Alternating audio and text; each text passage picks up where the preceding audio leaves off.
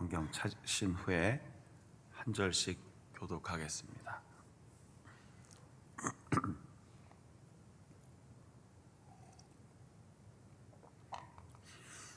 찾으신 줄 알고 한 절씩 교독하겠습니다. 제가 먼저 25절 읽겠습니다. 그러므로 내가 너희에게 이르노니 목숨을 위하여 무엇을 먹을까 무엇을 마실까 몸을 위하여 무엇을 입을까 염려하지 말라. 목숨이 음식보다 중하지 아니하며 몸이 의복보다 중하지 아니하냐. 공중의 새를 보라. 심지도 않고 거두지도 않고 창고에 모아들이지도 아니하되 너희 하늘 아버지께서 기르시나니 너희는 이것들보다 귀하지 아니하냐. 너희 중에 누가 염려함으로 그 키를 한 자라도 더할 수 있겠느냐. 너희가 어찌 의복을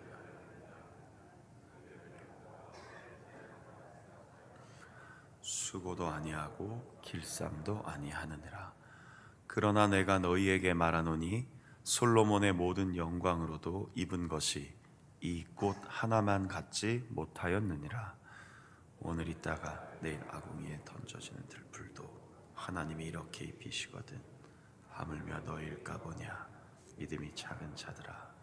그러므로 염려하여 이르기를 무엇을 먹을까 무엇을 마실까 무엇을 입을까 하지 말라. 이는 다 이방인들이 구하는 것이라. 너희 하늘 아버지께서 이 모든 것이 너희에게 있어야 할 줄을 아시느니라. 그런즉 너희는 먼저 그의 나라와 그의 의의를 구하라. 그리하면 이 모든 것을 너희에게 더하시리라. 그러므로 내일 일을 위하여 염려하지 말라. 내일 일은 내일이 염려할 것이요 한날의 괴로움은 그날로 족하니라. 아멘. 하나님을 믿으십시오라는 제목으로 잠시 설교하고 기도하는 시간을 갖겠습니다. 우리 성도님들은 얼마나 자주 염려하십니까? 전혀 염려하지 않습니다라고 답변하시지는 못할 것 같습니다. 그리고 또 하나 질문을 드리면 어떤 것에 가장 염려를 많이 하십니까? 오늘 성경에 자주 등장하는 염려란 뜻은 마음을 분주하게 하다라는 뜻을 갖고 있습니다. 그리고 원래 적혔던 기록된 이 단어의 뜻은 마음을 나누다라는 뜻이 있습니다. 그러니까 마음이 자꾸 이렇게 나눠지는 겁니다. 그래서 예수님께서 염려하는 것을 주의하라고 하신 겁니다. 마음을 집중해도 때로는 힘든데 마음을 모으고 잘해야겠다 해도 때로는 우리의 인생이 복잡하고 어려운 일이 있는데 그 마음이 분주해지거나 자꾸 나누어진다면 당장의 생계와 미래에 대한 걱정이 너무 큰 것이죠. 그것을 고민하고 걱정하는 것은 너무나 당연하지만 말씀드린 것처럼 이렇게 집중해야 될 힘마저 없다면 당장에 먹고 살 문제가 너무 큰 짐이 되는 겁니다. 그러면 하나님의 돌보심이 의심스러워지게 되고 결국 그 끝에는 믿음이 약하여지는 겁니다. 이런 과정 때문에 예수님께서 염려하지 말라고 한 것입니다.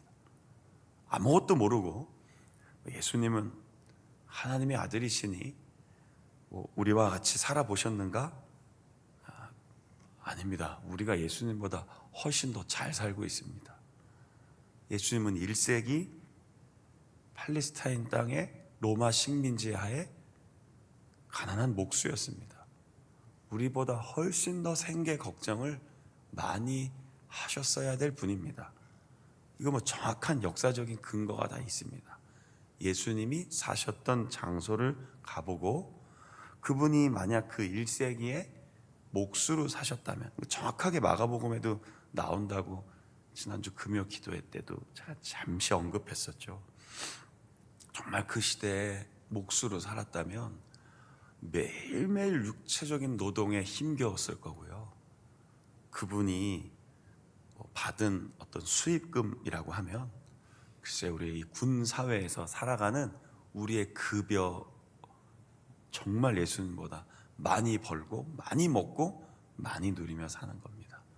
그런데도 그분이 당시 가난한 사람들과 예수님을 따라다녔던, 또 이 산상수훈을 듣고 있는 그 북부 갈릴리 지역의 가난한 사람들에게 여러분 염려하다가는 하나님을 잃어버리게 됩니다. 그러니 염려보다 다른 것으로 삶을 살아갑시다. 천국 복음을 전하셨다는 것이죠. 그것은 오늘 1월 26일 월요일을 살아가는 우리에게도 동일한 하나님의 말씀입니다. 자, 그런 의미에서 몇 가지 예수님이 예를 들어주시죠. 왜 그럼 염려하지 말아야 하는가? 25절에는 무엇이 중요한지 깨달으면 우리의 대부분의 염려는 염려구나 이렇게 된다는 겁니다. 26절에 보니까 새를 바라보라. 이 얼마나 적절한 비유입니까?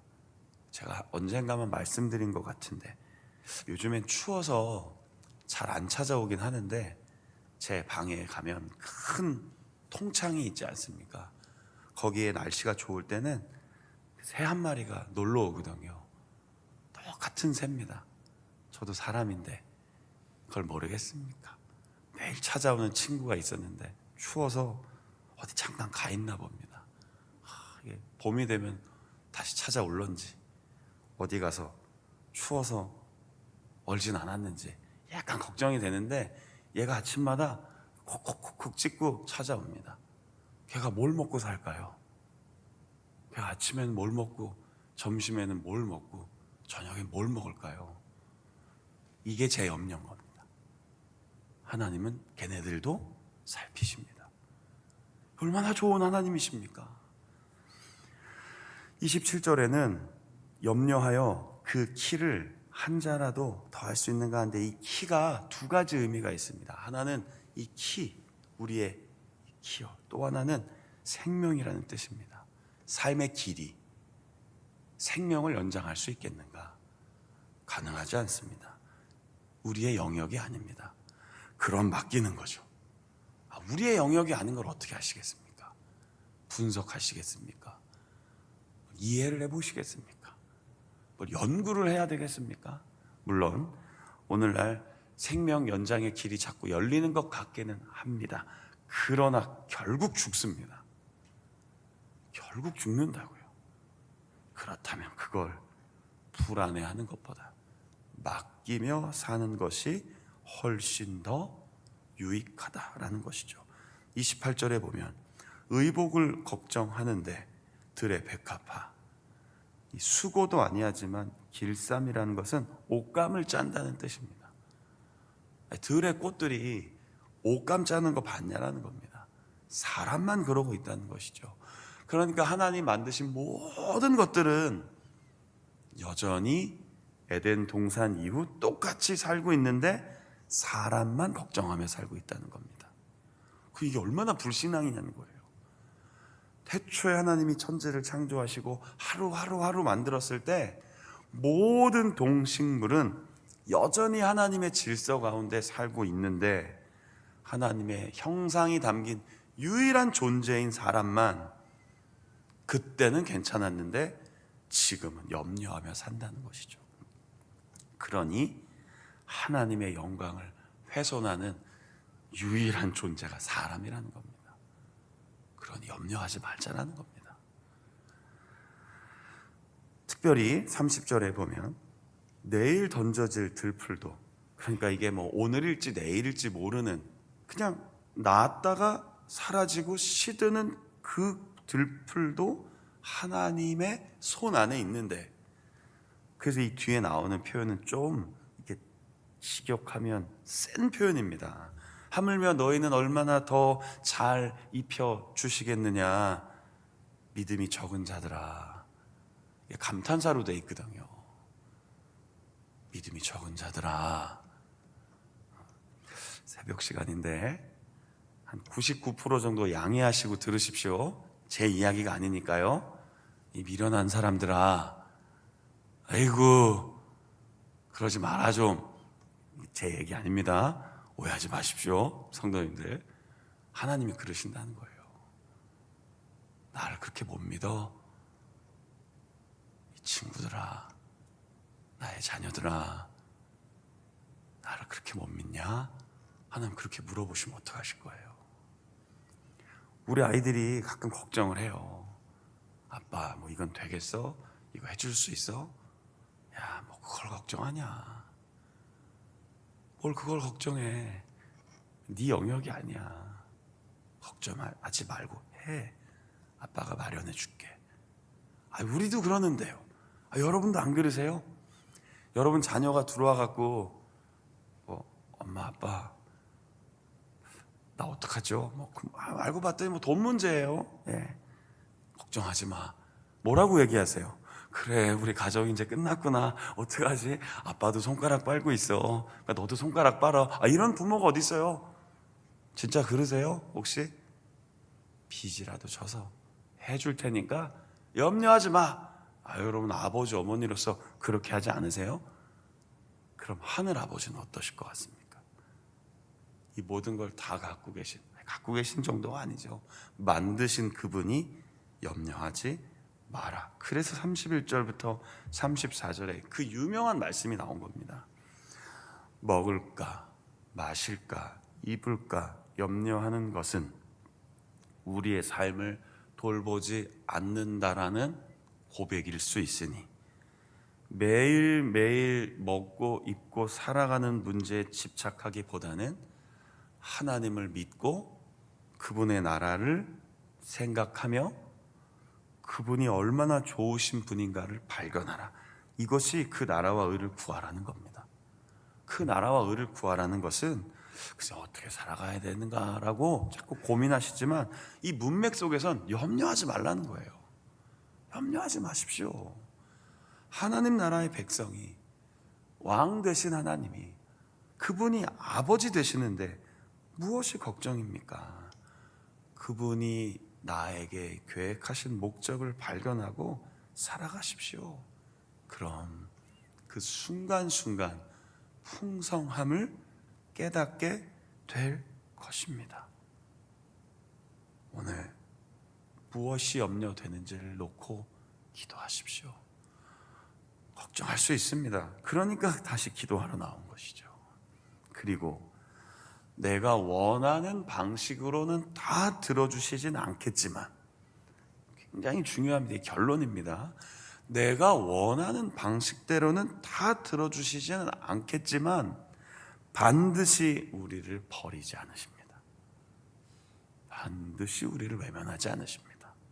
그리고 지나고 보면 하나님의 뜻이 나보다 더 괜찮았다라고 느끼시잖아요.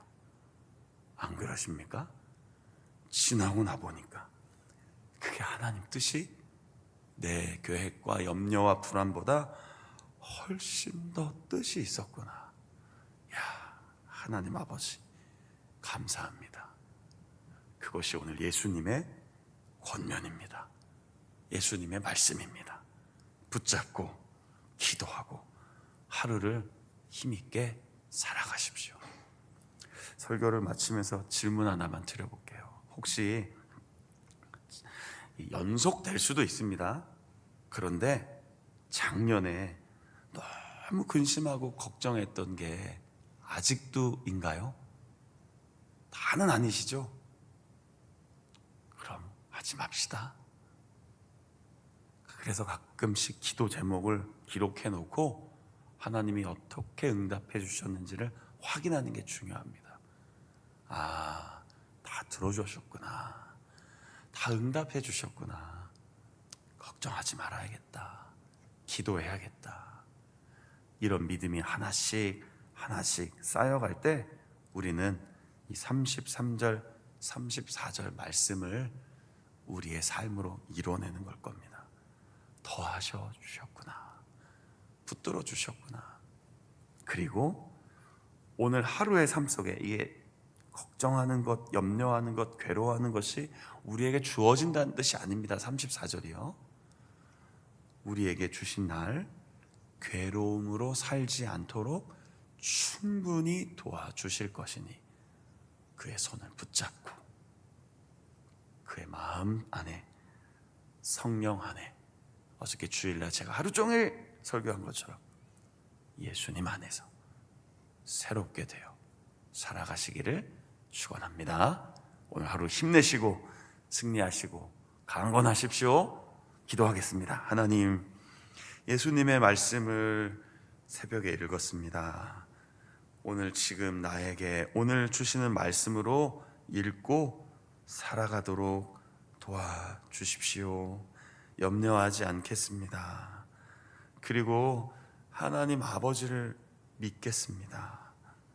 예수님의 말씀을 내 마음에 깊이 새기고 오늘도 하나님 나라의 백성답게 나를 향한 하나님의 뜻과 목적을 발견하여 오늘도 풍성한 하루를 살아갈 수 있도록 축복해 주시옵소서.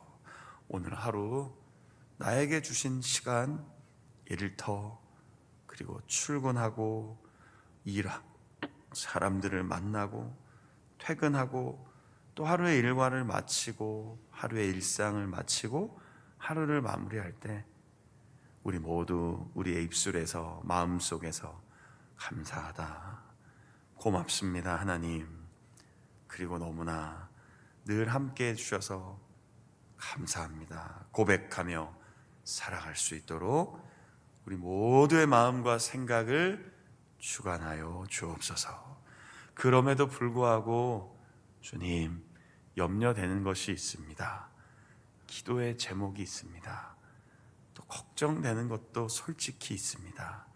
그러니 하나님, 우리가 기도할 때 응답해 주시고 구하기 전에 있어야 할 것도 아시니 우리 마음에 큰 위로와 평안을 충만히 부어주셔서 우리가 찬양을 불렀던 것처럼 주 날개 밑에서 평안히 매일매일을 살아갈 수 있도록 인도하여 주옵소서. 오늘도 믿음으로 승리하는 하루 되게 하여 주시옵소서. 영육간의 강건함을 부어주시고 성령의 충만함으로 우리를 채워 주시옵소서. 우리 주 예수 그리스도의 이름으로 감사하며 기도드립니다. 아멘. 주기도문으로 기도회를 마치겠습니다. 하늘에 계신 우리 아버지, 아버지의 이름을 거룩하게 하시며